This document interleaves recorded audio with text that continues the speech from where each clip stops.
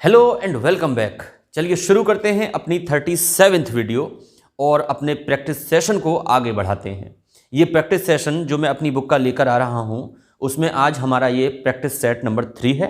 इससे पहले के 2 प्रैक्टिस सेट हम सॉल्व कर चुके हैं जिनके लिंक अवेलेबल हैं डिस्क्रिप्शन बॉक्स में, और ये है हमारा प्रैक्टिस सेट नंबर 3। तो चलिए बिना इधर उधर की बातें किए हुए स्टार्ट करते हैं अपना प्रैक्टिस सेट नंबर 3। अगर आपके पास बुक है तो आप बुक खोल लीजिए, अगर आपके पास बुक नहीं भी है तो मैं आपकी सुविधा के लिए जो भी उस प्रैक्टिस सेट में लिखा हुआ है वो आपको स्क्रीन पर दिखाई देगा, कोई दिक्कत नहीं होगी। लेकिन अगर आपने पहले से इसे सॉल्व कर रखा है तो आप इसे चेक भी कर सकते हैं। ठीक है, चलिए शुरू करते हैं प्रैक्टिस सेट जिसमें 25 क्वेश्चंस हैं। और अगर आपके पास अभी ये बुक नहीं है तो आप अमेज़ॉन से उसे परचेज कर सकते हैं, उसका लिंक भी डिस्क्रिप्शन बॉक्स में मौजूद है। तो चलिए शुरू करते हैं प्रैक्टिस सेट नंबर 3। और सबसे पहले इसमें देखिए ये पैसेज दिया हुआ है। पूरे प्रैक्टिस सेट में 25 क्वेश्चंस हैं। सबसे पहले आपका ये पैसेज दिया हुआ है जिसमें आपको 5 क्वेश्चन दिए जाएंगे, आपको उनके आंसर्स फाइंड आउट करने हैं इस पैसेज को पढ़कर। जैसा कि मैंने आपको बताया था कि ये जो प्रैक्टिस सेट होता है ये रीडिंग सेक्शन का एक पार्ट होता है। जितनी अच्छी आपकी रीडिंग कैपेबिलिटी होगी, आपकी रीडिंग कैपेसिटी जितनी आप डेवलप कर लेंगे उतना ही आपके लिए ये बेहतर रहेगा। उसके लिए मैं आपको कुछ टिप्स बताता हूं। पहला तो मैं आपको यही बताता हूं कि अपने टेस्ट के अनुसार जिसमें आप इंटरेस्टेड हो ऐसा कोई भी टॉपिक चलेगा उस पर ज़्यादा से ज़्यादा रीडिंग करिए, ज़्यादा से ज़्यादा पढ़ने की आदत डालिए। उससे आपकी वोकैब स्ट्रांग बनेगी और आपकी रीडिंग कैपेसिटी भी डेवलप होगी। दूसरा, जब भी हम कोई पैसेज पढ़ते हैं तो हमें अपना नोशन, अपना आउटलुक राइटर के आउटलुक से मैच करना होता है, तब हम बिल्कुल सही वहाँ तक पहुँच पाते हैं जिस नज़रिए से, जिस नोशन से, जिस आउटलुक या एटीट्यूड से राइटर ने वो पैसेज लिखा होता है। चलिए शुरू करते हैं। पैसेज है आपका, आप यहाँ पर देखेंगे, मैं बुक में देख रहा हूँ। Once Tom nearly went to prison. एक बार टॉम जेल जाते जाते बचा। देखिए नियरली शब्द का आप इस्तेमाल देखिए, जैसे आपको कहना हो वह मरते मरते बचा तो आप कह सकते हैं ही नियरली डाइड। वह मरते मरते बचा। वह गिरते गिरते बचा। ही फेल डाउन, वह गिर गया। ही नियरली फेल डाउन, वह गिरते गिरते बचा। ठीक है, ही नियरली फेल डाउन। तो आपका सेंटेंस है once Tom nearly went to prison. एक बार टॉम जेल जाते जाते बचा। His elder brother George was terribly upset. उसका बड़ा भाई जिसका नाम था जॉर्ज वो बहुत ज़्यादा अपसेट था। तो इससे जाहिर है कि टॉम छोटा भाई है और जॉर्ज उसका कोई बड़ा भाई है। He went into the whole discreditable affair. बड़े भाई को जाना पड़ा, घुसना पड़ा, तहकीकात करनी पड़ी, भागदौड़ करनी पड़ी इस सारे डिसक्रेडिटेबल अफेयर की।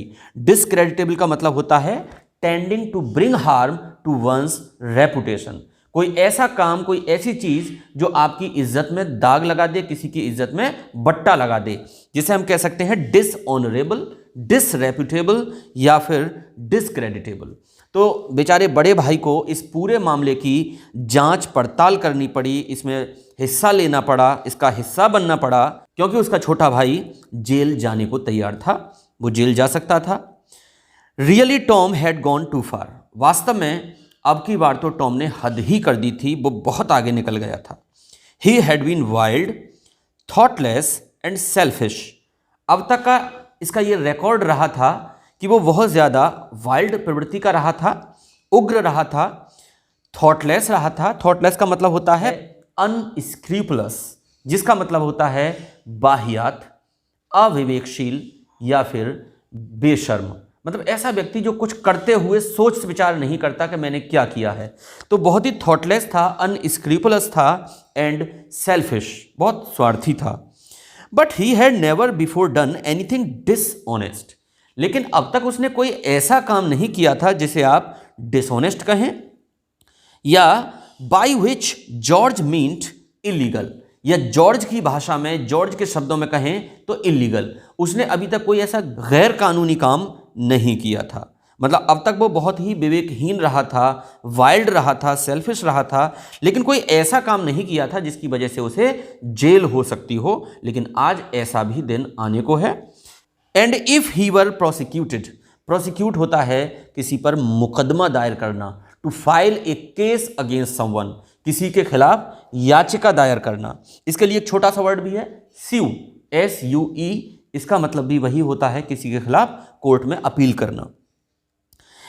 तो कह रहे हैं कि and if he were prosecuted, अगर उस पर मुकदमा चल जाए तो ही वुड एश्योर्डली बी कन्विक्टेड, उस पर निश्चित ही उसे सजा हो जाएगी। इसके कॉन्विक्ट के और इसका ऑपोजिट है एक्सोनरेट, इन दोनों के ही सारे सिनोनिम बहुत खास हैं। देखिए मैंने यहाँ पर लिखे हैं आपके लिए। कन्विक्ट का मतलब होता है किसी को दोषी ठहराना, इल्ज़ाम लगाना, किसी को सजा करवा देना, सजा कर देना किसी को, ठीक है, ये आपका होता है कन्विक्ट। देखिए कन्विक्ट के लिए मैंने आपको दिखाया है यहाँ पर, जो पहला वर्ड है इसका प्रोनाउंसिएशन बहुत टेढ़ा है। अगर आपने पहले ये वर्ड नहीं देखा होगा तो निश्चित ही इसके लिए आप कहेंगे indict, this is not indict, इसे प्रोनाउंस किया जाता है इंडाइट, इंडाइट, है ना। प्रोनाउंसिएशन के मामले में सच कहें तो इंग्लिश बहुत पुअर है। हम लोग बहुत सारे लॉजिक्स देते हैं, बहुत सारे तर्क समझाते हैं, काफ़ी हद तक वो तर्क काम भी करते हैं, लेकिन जो मेरा अपना मानना है, इंग्लिश की फोनेटिक्स कहीं ना कहीं बहुत ज़्यादा साइंटिफिक नहीं है। वहाँ ये नहीं बताया जाता है कि शब्दों को कैसे बोला जाता है, यहाँ पर ये बताया जाता है कि ये शब्द वो लोग कैसे बोलते हैं। एक वीडियो स्पेशली मैं ऐसे वर्ड्स की आपके सामने लेकर आऊँगा जिसमें खास हम इसी पर चर्चा करेंगे, ऐसे ही शब्दों पर, जैसे ये इंडाइट शब्द लिखा हुआ है। एक और शब्द इसमें अभी आगे आएगा, उसे भी देखकर आप ताज्जुब करेंगे, ठीक है। तो इंडाइट है, इम्पीच है, क्रिमिनेट है, इनक्रिमिनेट है। देखिए क्रिमिनेट और इनक्रिमिनेट ये शब्द अगर एक साथ लिखे हुए हों तो आपको लगेगा कि ये एक दूसरे के एंटोनिम्स हैं, जबकि दोनों ही वर्ड्स का एक ही मतलब है, किसी को क्रिमिनल घोषित कर देना, किसी को सजा करवा देना, क्रिमिनेट और इनक्रिमिनेट। इसका ऑपोजिट होता है आपका एग्जोनरेट। एग्जोनरेट होता है रिहा कर देना, किसी को दोष से मुक्त कर देना। इसके लिए देखो वर्ड लिखे हैं आपके सामने, एक्सकल्पेट, विंडिकेट, एब्सॉल्व, एक्विट, बहुत सारे शब्द हैं। ये मैंने ऐसे शब्द लिखे हैं जो आपके एग्जाम्स के लिए बहुत अच्छे हैं, ठीक है, तो इन शब्द को आप देख लेना।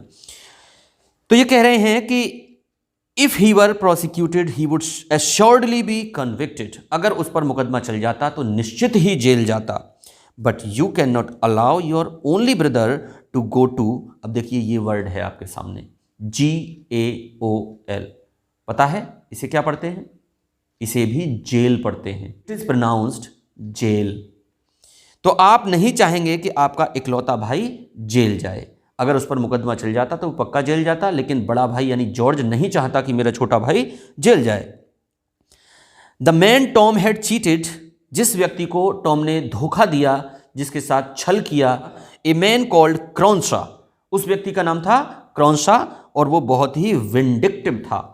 विंडिक्टिव का सिनोनिम होता है रिवेंजफुल, कोई ऐसा व्यक्ति जो हर हालत में प्रतिशोध लेना चाहता हो। जैसे पुरानी मूवीज आपने देखी होंगी, नाचे नागिन गली गली, नगीना निगाहें, जिसमें नागिन को बहुत ज़्यादा विंडिक्टिव दिखाया जाता है। अगर कोई नाग को मार देता है तो नागिन उसका बदला लेती ही लेती है, तो इसे कहते हैं विंडिक्टिव या revengeful.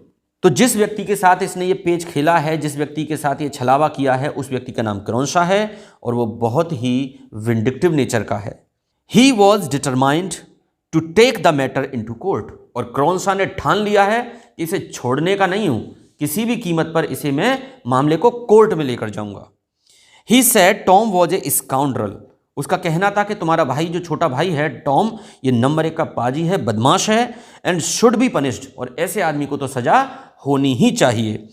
It cost George an infinite deal of trouble and 500 pounds to settle the affair, इस पूरे मामले को सेटल करने के लिए इसकी कीमत चुकानी पड़ी बड़े भाई को। और क्या कीमत थी? बहुत तो उसे परेशानी झेलनी पड़ी। इन्फिनिट कहते हैं असीमित, अनलिमिटेड, बहुत ज़्यादा उसे परेशानी का सामना करना पड़ा। एंड 500 पाउंड्स, और 500 पाउंड्स देने पड़े इस मामले को सुलझाने के लिए। फिर कहता है कि लेखक कहता है कि आई हैव नेवर सीन हिम। एक बात आपको जो बहुत अच्छे से समझनी है, इस पैसेज में कहीं भी अगर आई, मी, माई दिया है तो या तो वो राइटर के लिए है, लिखने वाला जिसने ये पैसेज लिखा है उसके लिए होता है, या अगर पैसेज ऑटोबायोग्राफिकल टोन में लिखा हुआ है तो वो कोई नैरेटर हो सकता है जो अपनी कहानी का वर्णन कर रहा है। तो आप ध्यान देंगे इस चीज पर। I have never seen him in such a rage. मैंने कभी भी जॉर्ज को इतने गुस्से में नहीं देखा। रेज का मतलब होता है एंगर या फ्यूरी। मैंने इतने क्रोध में जॉर्ज को कभी नहीं देखा। एज व्हेन, जितना कि तब, व्हेन ही हर्ड, जब उसे पता चला कि Tom and Cronshaw had gone off together, कि टॉम और क्रॉनशा दोनों साथ साथ भाग गए हैं to Monte Carlo the moment they cash the cheque. Cheque को भुनाते ही जॉर्ज ने अपने छोटे भाई का मसला सुलझाने के लिए 500 पाउंड का चेक दिया। उस चेक को कैश करते ही दोनों, यानी कि टॉम और क्रॉनशा दोनों साथ साथ भाग गए मोंटे कार्लो अय्यासी करने के लिए। They spent a happy month there, और दोनों ने एक साथ एक महीना बहुत अच्छे से मोंटे कार्लो में बिताया। तो देखिए मैं क्या कह रहा था आपसे कि जब कोई पैसेज आप पढ़ते हैं तो उसका एटीट्यूड समझना बहुत ही इंपॉर्टेंट होता है। तो ऊपर की जो स्टोरी इसमें चल रही थी वो आपको लगेगा, अगर आपने ये कहानी पहले से नहीं पढ़ी है, और मान लीजिए नहीं पढ़ी है, क्योंकि उसमें जो पैसेज आएगा ज़रूरी नहीं है आपका पढ़ा हुआ हो, पैसेज रिपीट होने के चांसेस बहुत कम रहते हैं। तो एक नया पैसेज आपके सामने है, तो नीचे की 3-4 लाइन्स अगर छोड़ दी जाएं तो आपको अवश्य ही ऐसा लगेगा कि छोटा भाई वास्तव में मुसीबत में है और बड़ा भाई उसकी मदद करने के लिए बहुत परिश्रम कर रहा है। लेकिन लास्ट की लाइन्स आप पढ़ेंगे तो क्लियर हो जाएगा कि ये छोटा भाई निकम्मा था और निकम्मा है, और उसने क्रॉनशा नाम के व्यक्ति के साथ मिलकर अपने बड़े भाई को धोखा दिया है। तो इसीलिए कहा जाता है you have to read between the lines. ये मुहावरा मैंने पिछली बार भी बताया था, इडियम, कि रीड बिटवीन द लाइन्स का मतलब होता है किसी चीज के इनर मीनिंग को समझना। लाइन्स में जो दे रखा है वो तो हम पढ़ ही रहे हैं, लेकिन लाइन्स के पीछे क्या है, इनके बीच में क्या है, जो हिडन मीनिंग है, जो इनर मीनिंग है, वो क्या है, दैट इज मोर इंपॉर्टेंट। ठीक है, चलिए, तो ये पैसेज हमने पढ़ लिया है। अब इसके एक एक करके क्वेश्चंस देखते हैं। पहला क्वेश्चन है, which one of the following statements seems true in the light of the passage. इस पैसेज को ध्यान में रखते हुए इन चारों में से कौन सा ऑप्शन है जो सही प्रतीत होता है। पहला, George was really a kind man. George वास्तव में एक दयालु व्यक्ति था। दूसरा, Cronshaw was really very angry and wanted to take revenge on Tom. Cronshaw वास्तव में बहुत गुस्से में था और बदला लेना चाहता था टॉम से। तीसरा है, Tom and Cronshaw had played a trick. ये टॉम और क्रॉनशा दोनों की मिलीजुली चाल थी टू स्विंडल मनी। स्विंडल का मतलब होता है किसी से पैसे ऐंठ लेना, है ना, किसी की आंख में धूल झोंककर उससे पैसे ऐंठ लेना, उसे बोलते हैं स्विंडल। तो ये उनकी मिलीजुली चाल थी और से पैसे ऐंठने की। या चौथा है, Cronshaw could have sued Tom in court. या क्रॉनशा टॉम को कोर्ट में घसीट सकता था। देखो ये है स्यू, मैंने आपको बताया था SUE। स्यू का मतलब होता है किसी पर केस दायर कर देना, किसी पर मुकदमा कर देना। हमारा ऑप्शन सी यहां पर बिल्कुल ठीक है कि टॉम और क्रॉनशा दोनों ही मिले जुले थे और पैसे ऐंठने की ये तरकीब थी। दूसरा क्वेश्चन है आपका, how did George feel when he came to know that Tom and Cronshaw had gone off together to Monte Carlo to enjoy themselves. जब जॉर्ज को ये पता चला कि दोनों मिले जुले हैं और दोनों साथ साथ भाग गए हैं, तो कैसा लगा जॉर्ज के लिए। पहला option, he became very happy as the quarrel was over. उसे बड़ी खुशी हुई कि चलिए मामला सुलझ गया। दूसरा, he became very sad as they did not take him with them. उसे बड़ा दुख हुआ क्योंकि वो अकेले चले गए, इसको बुलाकर नहीं ले गए। तीसरा है, ही रिमेन्ड काम एंड कंपोज्ड। जॉर्ज बिल्कुल शांत चित्त बना रहा। और चौथा है, ही बिकेम फ्यूरियस, वो बहुत नाराज हुआ। तो यही है, चौथा ऑप्शन सही है। जब उसे पता चला कि ये दोनों मिले जुले हैं एक दूसरे से, तो बहुत गुस्सा हुआ। तीसरा है, why was George so much tense. George इतना ज़्यादा टेंस क्यों था, इतना ज़्यादा परेशान क्यों था। पहला ऑप्शन है कि वो इसलिए टेंस था because his brother could have been sent to jail. उसे टेंशन इस बात की थी, शुरुआत में बताया है कि जॉर्ज बहुत अपसेट था, पहली ही लाइन में आया है कि वो इसलिए अपसेट था कि उसके भाई को जेल हो सकती थी। दूसरा, वो इसलिए टेंस था because he went into the whole discreditable affair, उसे इस पूरे अपमानजनक मामले में घुसना पड़ा, इसको सुलझाना पड़ा। तीसरा है because his brother was wild, thoughtless and selfish, वो इसलिए अपसेट था, या बिकॉज क्रॉन्शा वॉज रिवेंजफुल, इसलिए अपसेट था। तो ऑप्शन ए इज करेक्ट, वह इसलिए टेंशन में था कि कहीं उसके छोटे भाई को जेल ना हो जाए। चौथा है क्रॉन्शा वाज एक्चुअली, दरअसल या वास्तव में क्रॉन्शा कौन था? An opponent of Tom, Tom का विरोधी था। An enemy of Tom, Tom का शत्रु था। ए नेबर ऑफ टॉम, टॉम का पड़ोसी था। या एन एकम्प्लिस ऑफ टॉम। देखिए एकम्प्लिस का मतलब होता है, एक तो होता है आपका ये एकम्प्लिश, जिसका मतलब होता है पूर्ण करना, किसी कार्य को कंप्लीट करना, और एक होता है आपका एकम्प्लिस, इसका मतलब होता है a partner in crime, a partner in crime, किसी क्राइम को करने में जो पार्टनर होता है यानी कि सह अपराधी, उसे बोलते हैं एकम्प्लिस। तो यही आपका सही ऑप्शन है। क्रॉन्शा वास्तव में कोई शत्रु नहीं था, वो टॉम का ही सिखाया हुआ उसका एकम्प्लिस था, अपने भाई से पैसे ऐंठने के लिए। पांचवा है which word in the passage is antonymous to exonerated, कौन सा शब्द है जिसका एंटोनिम होता है, जिसका विपरीत होता है एक्सोनरेट। मैंने अभी आपको बताया था, एक्सोनरेट होता है रिहा करना, किसी को छोड़ देना, सजा से मुक्त कर देना, लेकिन कॉन्विक्टेड होता है किसी को दोषी ठहरा देना, किसी को इम्पीच करना, ठीक है। और बाकी जो दूसरा ऑप्शन है वो प्रोसिक्यूट है, ये मुकदमा चलना होता है। मुकदमा चलने में ज़रूरी नहीं है कि व्यक्ति अपराधी घोषित हो ही जाए, वो एक्सोनरेट भी हो सकता है, वो कॉन्विक्ट भी किया जा सकता है। बाकी तीसरा शब्द है आपका डिसक्रेडिटेबल, अपमानजनक, डिसऑनरेबल, और चौथा है आपका विंडिक्टिव, रिवेंजफुल, जो रिटेलिएट करता है, जो बदला लेता है। इसके बाद अब 6 से 8 तक के आपके क्वेश्चंस हैं। You have to find out an error if it exists, अगर कोई एरर है तो वो आपको फाइंड आउट करनी है।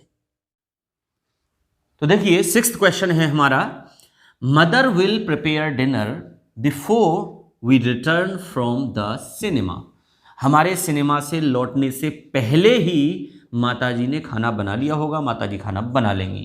देखिए बड़ी बेसिक सी बात है इसमें, इस प्रकार के कॉम्प्लेक्स सेंटेंसेस में जिसमें बिफोर और आफ्टर आते हैं, पास्ट में जा सकता है या इधर फ्यूचर और प्रेजेंट में कंबाइंड हो सकता है, लेकिन एक चीज़ आपको ध्यान रखनी है कि बिफोर से पहले परफेक्ट रहना चाहिए और आफ्टर के बाद में परफेक्ट रहना चाहिए।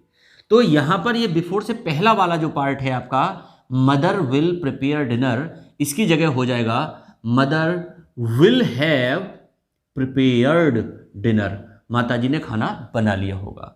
और जैसे देखिए बिफोर और ये आफ्टर, एक क्लॉज आपका यहां पर रहता है ना, और एक क्लॉज इसके बाद में रहता है।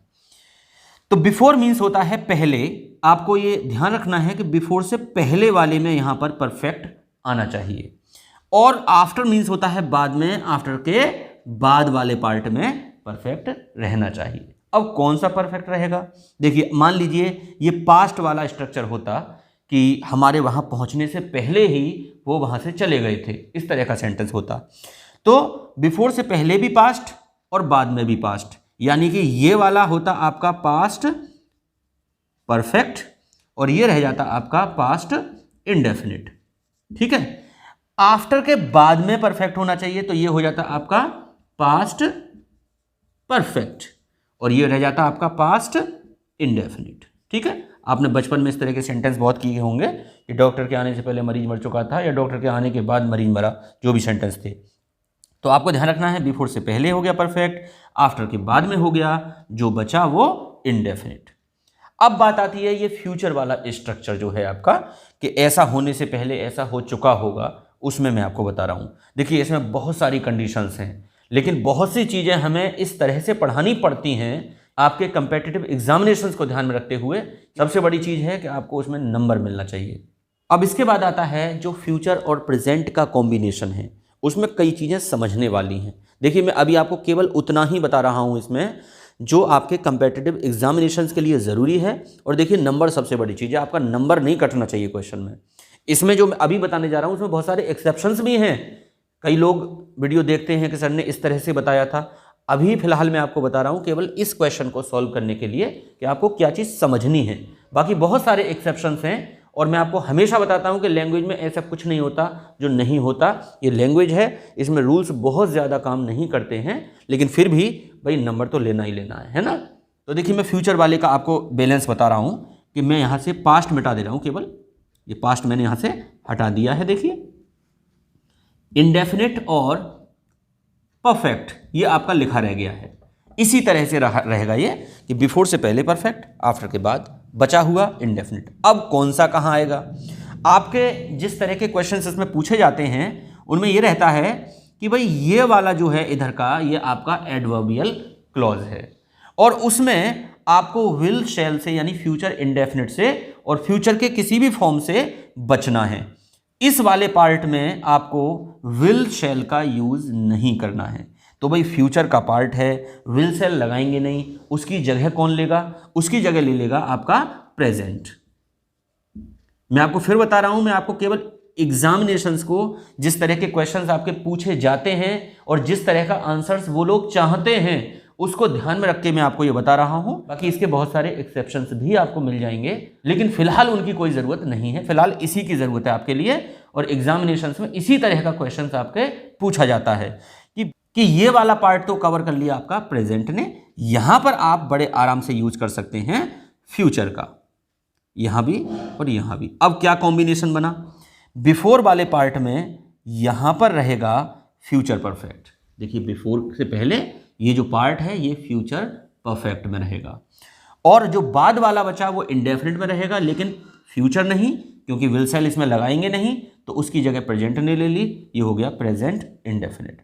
अब आया दूसरा वाला, आफ्टर के बाद रहेगा परफेक्ट ही, लेकिन हम चूंकि विल शैल इसमें नहीं लगाएंगे, हम यहां पर उसकी जगह रिप्लेस कर देंगे प्रेजेंट को।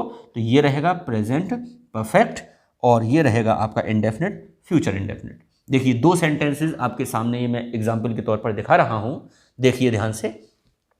एक तो आपका यही लिखा हुआ है कि हमारे सिनेमा से लौटने से पहले माताजी खाना बना चुकी होंगी, तो आपने लगाया mother will have prepared dinner before we return from the cinema. अब ये इस तरह से होता कि हमारे सिनेमा से लौटने के बाद माताजी खाना बनाएंगी, तो ये क्या होता? Mother will prepare dinner after we have returned from the cinema. ठीक है, इस तरह से हो जाता। अब देखिए अगला sentence, do you know Venus is the brightest of all other planets. क्या आप जानते हैं कि वीनस सभी प्लैनेट्स में सबसे चमकीला ग्रह है?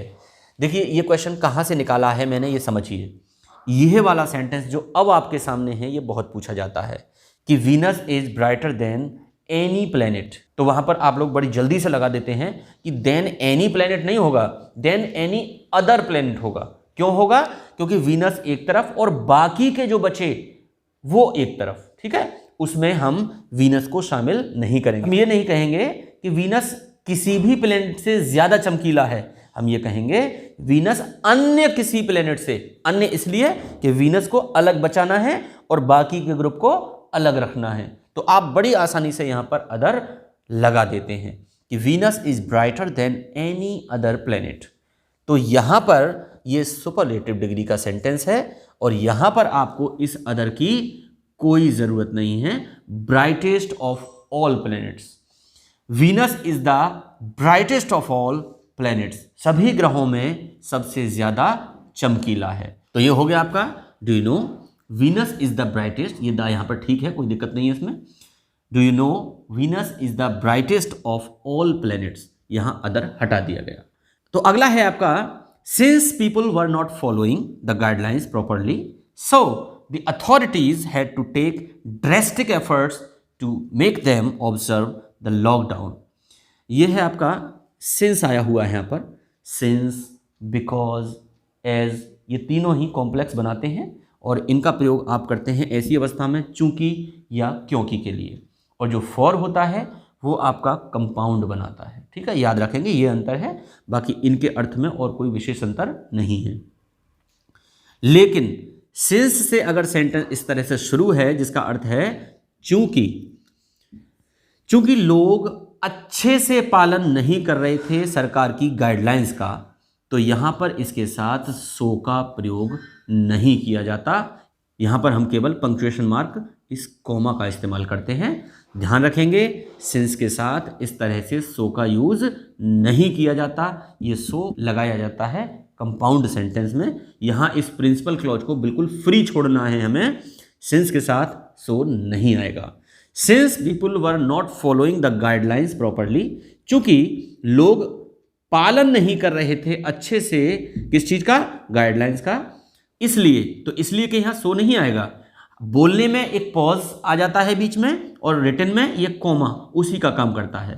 द अथॉरिटीज, प्रशासन को कठोर प्रयास करने पड़े to make them observe the lockdown, lockdown का पालन करवाने के लिए सरकार को, प्रशासन को, शासन को बहुत कठोर कदम उठाने पड़े। देखिए बिल्कुल अभी का एग्जाम्पल है, ये आप समझ गए होंगे, लॉकडाउन, कोरोना, कोविड-19, इस तरह के एग्जाम्पल्स मेरी इस बुक में आपको काफ़ी देखने को मिलेंगे।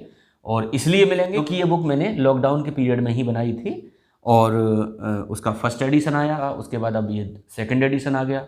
संभवतः आपके पास जो बुक्स पहुंच रही हैं वो सेकंड एडिशन की होंगी। चलिए आगे बढ़ते हैं अपने क्वेश्चन नंबर 9 और 10 की ओर, जो कि हमारे एंटोनिम्स हैं। अपोजिट बताना है आपको। ऑब्ड्यूरेट, ऑब्ड्यूरेट का मतलब होता है अक्खड़, जो अपनी बात पर अडिग रहता है, झुकने को तैयार नहीं होता। अनबेंडिंग, अनयील्डिंग, है ना। तो हमारे ऑप्शन हैं अनबेंडिंग, एडमेंट।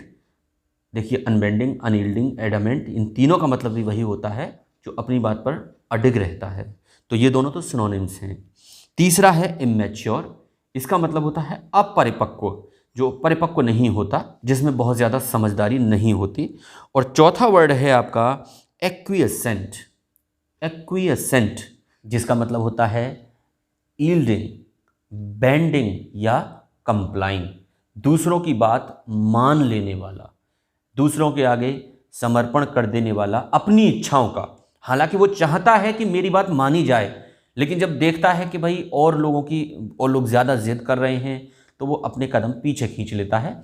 ऐसे व्यक्ति को कहते हैं एक्विएसेंट, ऐसा व्यक्ति जो दूसरों के आगे झुक जाता है। लेट इट गो वाली पॉलिसी होती है, चलिए जाने देते हैं, तो वो मान लेता है। अगला वर्ड है आपका क्लैंडस्टाइन।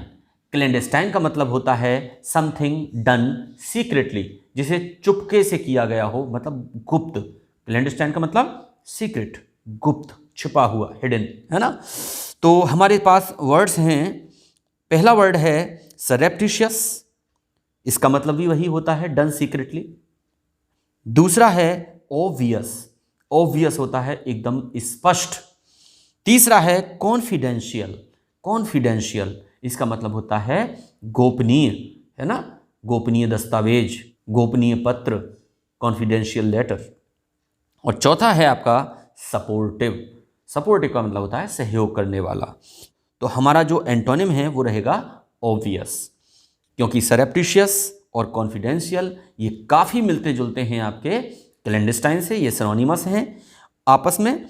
और ऑब्वियस हो गया एंटोनिमस टू क्लैंडस्टाइन, इसका अपोजिट हो गया गुप्त का स्पष्ट, खुल्लम खुल्ला, ऑब्वियस, जग जाहिर।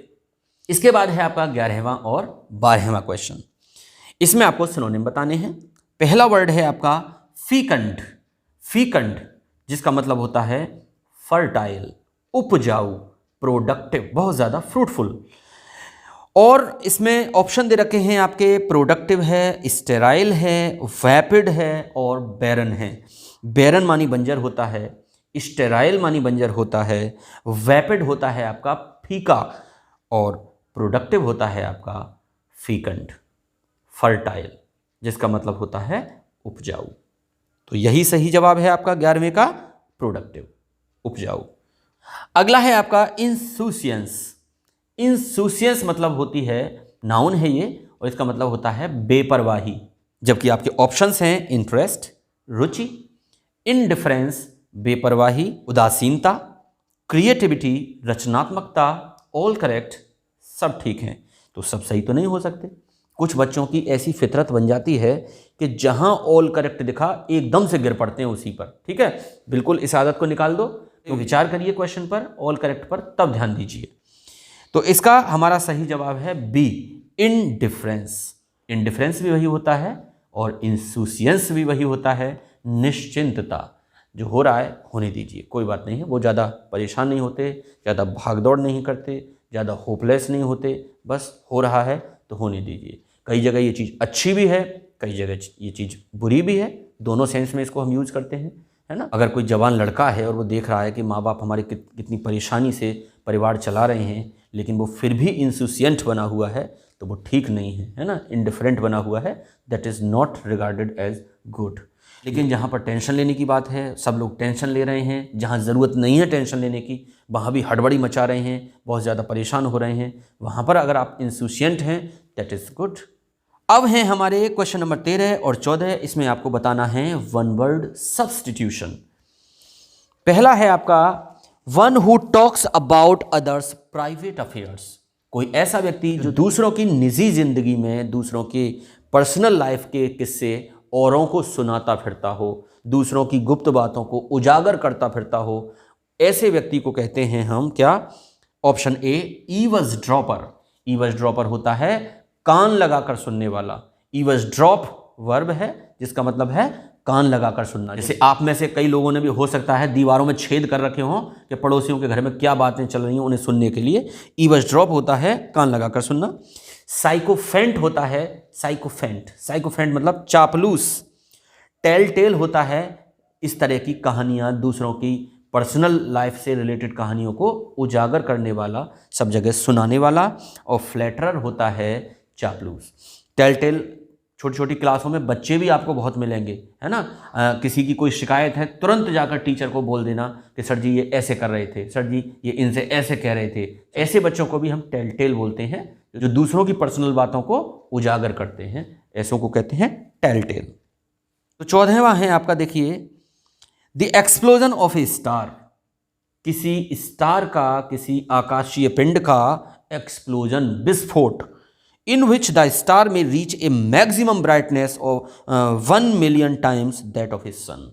मतलब किसी आकाशीय पिंड का विस्फोट जिसमें उसकी चमक इतनी हो जाती है मानो कि 1 बिलियन सूरज के बराबर। तो उस स्थिति को क्या कहते हैं? देखिए, पोल स्टार। पोल स्टार होता है आपका ध्रुव तारा। सुपरनोवा ही होता है ये। देखिए, मैं आपको 1-2 फोटो भी दिखा रहा हूँ इसके, समझ जाएंगे आप देखकर। इस्थमस होता है आपका 2 स्थलों को जोड़ने वाला।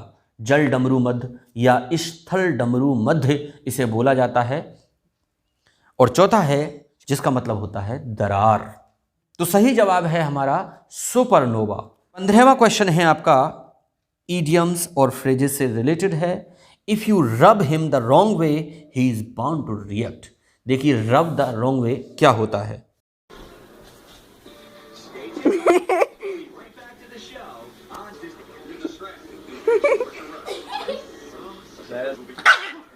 रब का अर्थ होता है रगड़ना किसी को, और रॉन्ग वे गलत तरीके से। भाई, किसी को अगर गलत तरीके से आप छुएंगे, गलत तरीके से उसके साथ आप कोई एक्शन करेंगे, तो रिएक्शन भी गलत ही होगा, वो चिढ़ जाएगा, है ना।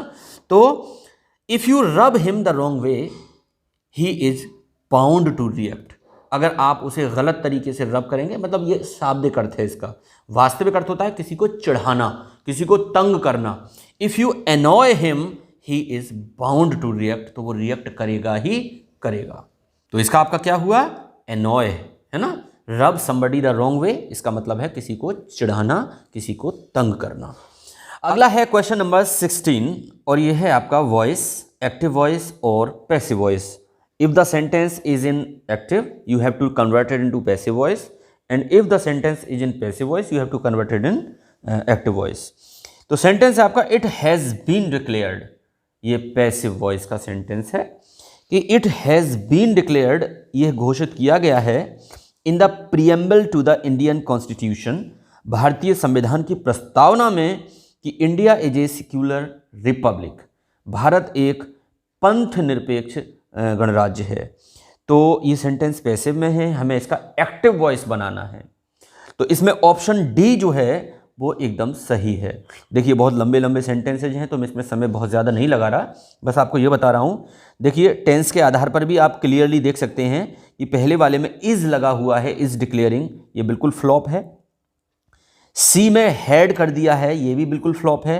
अब बचे हमारे दो। हैज़ बीन का एक्टिव में होना चाहिए, हैज़ केवल ऑप्शन डी में है। ये पूरा पढ़ लेते हैं एक बार।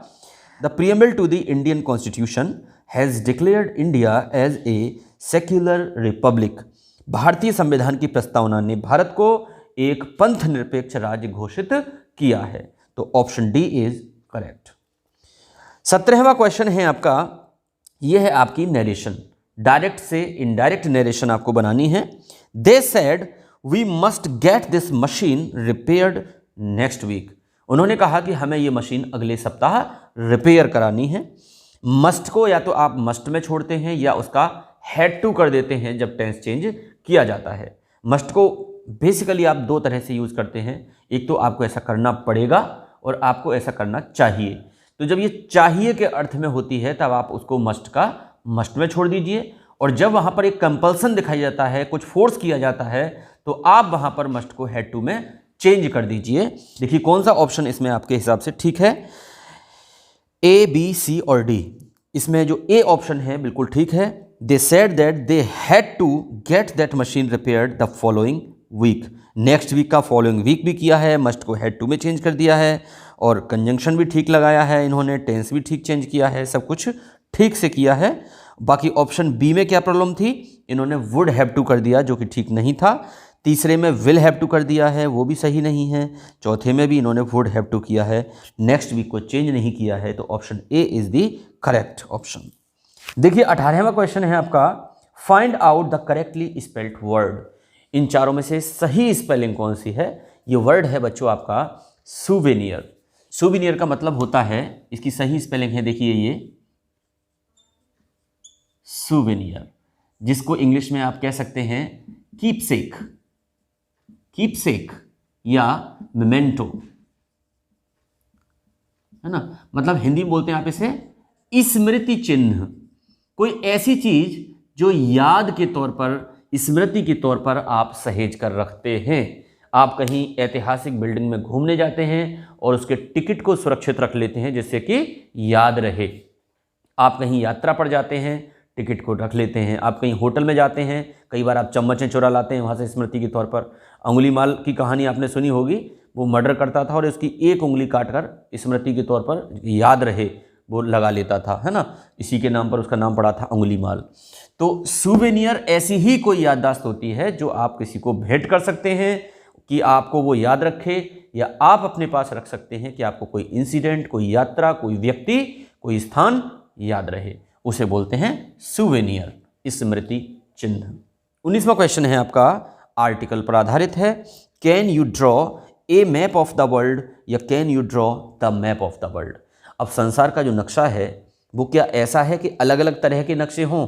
भाई संसार का जो एक नक्शा है वो बिल्कुल डेफिनेट है, उसकी केवल एक ही शेप है, ये है वर्ल्ड का मैप। तो डेफिनेट चीज़ों के साथ आप ए का यूज नहीं कर सकते हैं। Can you draw the map of the world, अगर कोई ऐसी चीज़ होती जिसके मैप अलग अलग तरीके से बन जाते तो आप देश या विश्व के नक्शे से पहले भी ए लगा सकते थे, लेकिन ऐसा होता नहीं है। They are definitely shaped. Can you draw the map of the world. 20वां क्वेश्चन है आपका, we were all filled with sensation as the plane took off. तो देखिए फिल्ड के साथ विद आता है और फुल के साथ ऑफ आता है, फुल ऑफ, है ना, और filled with. Something is full of water, something is filled with water. और दूसरा है टेक ऑफ, जब एरोप्लेन आपका उतरता है तो उसे लैंडिंग बोलते हैं, और जब छोड़ता है तो टेक ऑफ। तो आपका ऑप्शन बी ठीक है इसमें, we were all filled with sensation as the plane took of.